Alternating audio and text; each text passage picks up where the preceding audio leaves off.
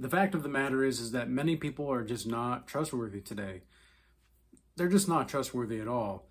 And I would say about 90% of the time that I have dealt with or talked to a woman, 90% of the time, she is reframing the truth to make her out to be the victim. And so she's putting herself on a trajectory that is into a fake form of being.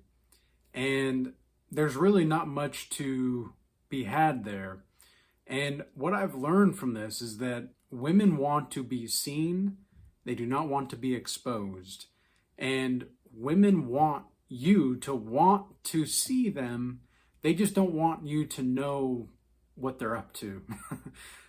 Women love to play games. A lot of women will not admit this. They love to play games. They just don't like to play games. And then when you know, and then when they know that you know that they're playing a game, all of a sudden, oh, well, I don't want to play games. I hate games. Yeah, sure.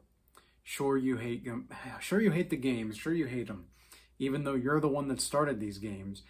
I'm convinced that most of the time, men do not want to actually be this way. I don't think that men who play games or players, right?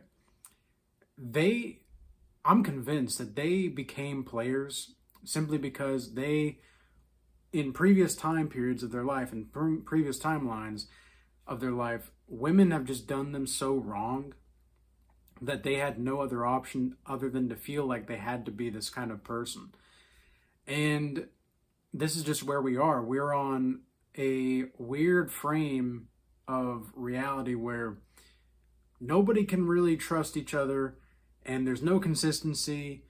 Everything's hyper subtle and everybody wants to be wanted, but nobody wants to actually do the work to commit. And it honestly is understandable why men are even wondering, like, who cares what women want? Who fucking cares? Seriously, who cares what women want? And men are asking themselves this because they know that they're not feeling seen, they're not feeling heard. So why should we care about what women have to say? I think that there's a big correlation between governments and institutions and the feminine image within eternity. Because the feminine image of eternity is always trying to control the man without trying to control the man, right? And it's like women, they want to convert men into what they believe that men should want, but men don't want that. And then women feel as though that it's our fault that we don't want what they want us to want. And again, they're just projecting the blame. And it's really nobody's fault here, right? Like, the thing is that we're not really supposed to be playing games with each other. We're supposed to be playing together. We're not supposed to be playing games against each other, rather. Let's rephrase that. Yeah, we're not supposed to be playing games against each other. We're going to be playing games with each other, okay? We're supposed to be playful together. I think that that's a big thing that most relationships have lost nowadays, is the sense of playfulness. And it's really sad. You know, it's really sad because as I've talked about in my book, The Book of Oldishness, I've discussed how there's something deeply spiritual that comes about through playfulness. And that's one of the reasons why in the Bible it says that you can't enter the kingdom of God unless you're childlike.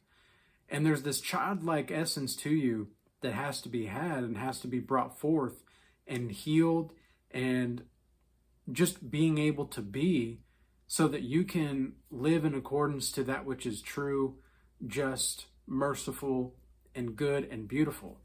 I think there's a great divine beauty in playfulness. And it's unfortunate that women have just gotten to the point to where it's just not worth even talking to them, man. Like, it's just, and they don't want to be exposed for all of the evil that they've committed. I mean, there's a joke going around on the internet, I suppose, that it's like, there's this joke that says, well, who's more evil, men or women? And then the man says something like, well, the woman. And the woman asks the husband in this scenario, on this TikTok or whatever, she says, well, why do you say that? And he's like, well, because God made them so that, like, they're so evil that God made them have to bleed at least once a month. It's just like, there's some kind of truth to that as well, because you kind of have to bleed in order to understand true life. And men bleed in a different kind of way than women. And women will always talk about how the pain of, their whatever, their menstrual cycles and all that is terrible. And some of them really are. Like, I've seen women, when they get their menstrual cycle, they literally have to take like 700 grams of ibuprofen because the pain is just so bad. And yeah, I wouldn't want to have to deal with that as a man. But we as men, we experience pain of a different kind. We experience pain of a different kind, and women will just never understand that. And that's why I don't think it's acceptable or we should tolerate as men, women who want to be on our level. And I'm not saying that we're superior than women per se, but I'm saying that there's an alignment to be had in reality. And if you're not aligned in that sequence within a healthy timeline frame where the man is leading and the woman is multiplying what the man is giving her, she's not just taking from that man in his timeline, then there's going to be more possibilities for both to grow. A woman, what's crazy is women don't understand that the most profitable thing that they can do for themselves is build their man up. Seriously. Building up their man, because the man we want to give to women. We naturally want to give to our woman who is supporting us. Like, there's no scenario that I can possibly think of. And women have been brainwashed to believe that they think that because they view life in this certain way, where if I'm submissive, then I'm going to have to, he's going to lose respect for me. And it's just the complete opposite, because there's a natural polarity that happens. Now, it's like, if you do what I say as a woman, like if you as a woman do what I say as a man, and you have your life get better, and that makes my life better and easier and simpler, there is no way on earth or in heaven, because as your will be done in heaven, so it be on earth. There's no way. There's no way that I'm going to be upset with you. There's just not. Like, why would I be upset with you? Now, that doesn't mean that women shouldn't be like a challenge per se, because I think that's also one of the biggest issues of women today. I can't tell you how many times I've had women DM me, especially over the past year, and they say that, and they claim that they've either seen my YouTube channel or whatnot, and they want to talk and all that, and then it just escalates. They try to escalate it super quickly, and I swear they're like witches sent to try to tempt me. And it's like, I don't know what these women are on, and I don't know who sent you. Like, who sent you, woman? Who sent you? I don't really know. But I think that the best solution in those cases is just to cut it off, of course, because the women, those are the kinds of women that will play games and then act like they're not. And then there's other types of people that I've tried to build a connection with, and they physically can't. Their nervous system won't allow it, because they're so used to living a certain type of low value timeline that they can't see the value in doing things that are consistent, in living the truth, and living close to God, and all of these beautiful things about life. Like, they just don't see the positive of life. And I'm not here to really sell you hope at all. I'm not really here to sell you pain either. Okay, I'm not really here to sell you a dream. I'm here to sell you and offer you a way in which, and invite you to participate in a way that alleviates unnecessary sorrow through facing adversity head on and analyzing the situation before you. Because look, we're all in a business of some kind, okay? And women are especially, but they just don't want to admit it. I'm man enough to at least admit that I'm in a business, right? I have a business. But the problem is that there are too many people that think that they know things and they really don't when it comes to women and when it comes to spirituality and bridging the gap between the two. They just don't. And they think that they do. And in reality, they lose their frame because really, like, when it comes to relationships, what I do with men a lot of the time is I just help them get the frame back. And they'll get the frame back and everything works fine. But it's like there's that little, okay, well, you're sort of pedestalizing her. And it's not their fault. It's not the guy's fault. Like, we're just so conditioned as men to worship women. I don't think most men realize how ingrained this is. And even me, myself, I have to remind myself almost daily that, like, I don't need to care about how these women are operating. I don't need to care about what women want all the time. And it's not to say that I don't just act that way. I just can't consciously remind myself this because I know how deep the programming has gone. Like, okay, they say that we're born in sin, right? Like, that's what the saying goes, is that we're born in sin. Well, if you think about sin as a collapsing timeline, that means that you're born into collapsing timelines. One of those is in which is one where you worship the eternal image of the feminine. And so in doing so, you're literally taught. You're taught to just give your energy to women. You're taught to give your strength to women for no reason other than they're women. And you wonder why after a while it's like, now wait a second, like, why am I doing this? Why do I feel like I have to do this? Well, you don't have to do that. But if you're going to do something, you're probably going to do it because you wanted to do it. And it's better to just accept that responsibility. You see, I want to help people take control of their own trajectory in life and offer them a different way to view the world and offer them the ability to take responsibility, true responsibility, not give it away. Because a lot of people give away their responsibility. And especially the men out here, they're giving away their responsibility. Women are giving away their responsibility, thinking that it empowers them to be free and independent, when in reality, it just hinders their spiritual closeness to God. It hinders their ability to find an actual good man. And because they wonder, where are all the good men? Like, I saw this really sad video recently. There's like 46-year-old woman.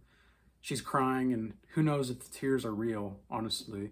But she's crying, and she's talking about how no man wants to take her seriously, and she's a widow and all this stuff.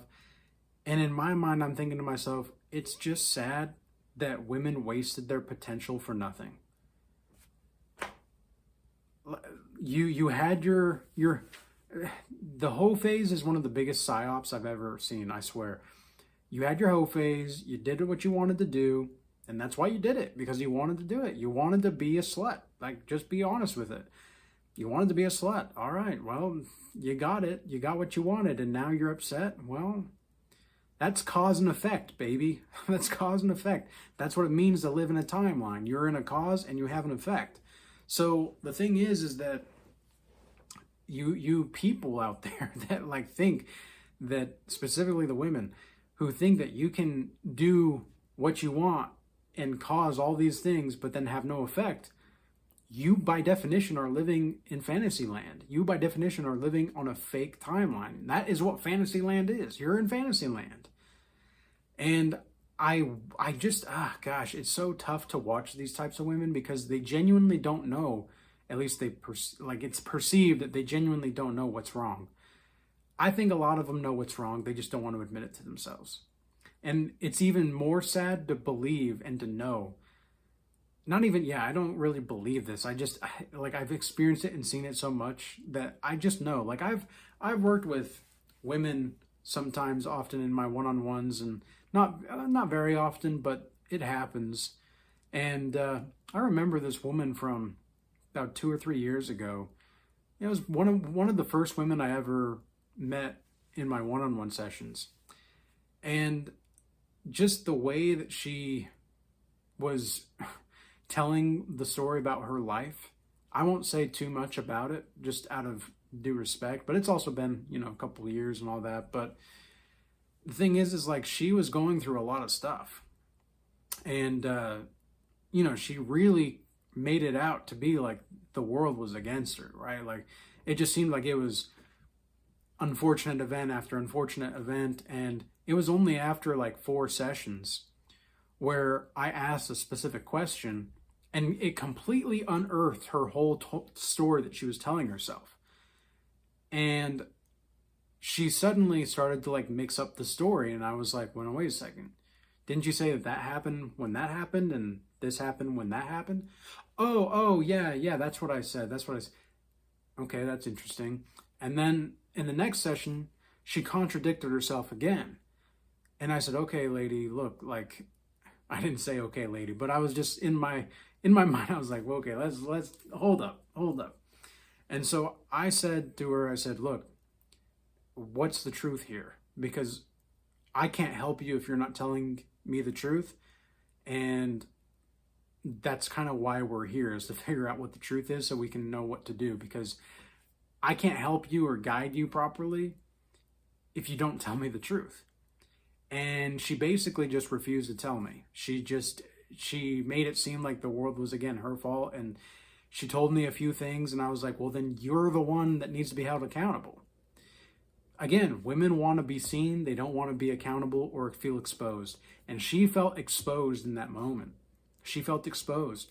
And I wasn't trying to expose her. Because the thing is like truth becomes offensive to people that are basing their identity in their own timeline. Because once that identity collapses, so does their sense of reality and their ego and their persona, etc. And so my view from a psychological and spiritual lens is, okay, well, you can't keep basing your identity on the story because the story isn't true.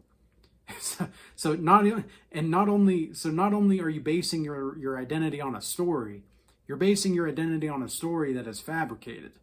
It doesn't even exist. So how are we supposed to move forward with this? And she just didn't really want to. So, I mean, this is just what happens, right? And it happens more so with women than men in my experience from what I've seen. That's just the way that it is. And the only thing that we can do is to continue to be like the sun and keep shining the light where there is darkness, and just be that everlasting light, because that's really all that we can do. There's really nothing else that I can do for these types of women who are convinced that their identity is a fake story. There's nothing that we can do. So who cares what they think? Who cares what they want? That's why men don't care what women even want anymore. It's because women don't even want to live in reality, for the most part. Okay, so that's why we don't care. Men don't even care what women want, because we've realized that women don't care what we want. And it's just going to create this never-ending cycle. And it's like, someone's got to be compassionate here. Somebody's got to be the leader. But the thing is like, so it's up to the men to lead. But if the women refuse to follow, we as men just kind of have to accept it. And that's going to be rough for a lot of men. But that's just the case. And that's just the way that I see how things are going to pan out. So I think that the best thing that we can do, again, is to just keep our principles and our integrity, and to make sure that we're not trying to live in these fake realities that women want us to believe that we're supposed to be on. Okay? Being a man is tough. Like it's a tough thing to become a man, right? But what's the alternate path here? Are there other alternate paths? What's the other option here? Being a man sucks. but it's better than being a cuck. So with all that being said, I hope that this message was useful and insightful for you. Join the Regal Change Academy if you feel inspired or convicted to really be around like-minded people. We have the full free tier available for the Regal Change Academy, and then we have the premium tier. The free tier gives you access to the community, and then the premium tier gives you access to the calls and the classes. I also have the Godlike Master Initiation program as well as the one-on-one sessions. So with all that being said, sign up for one of those if you feel called to really want to change your trajectory in life. If you want transformation, that's going to be the way to go. All right. So with all that being said, peace. Until next time.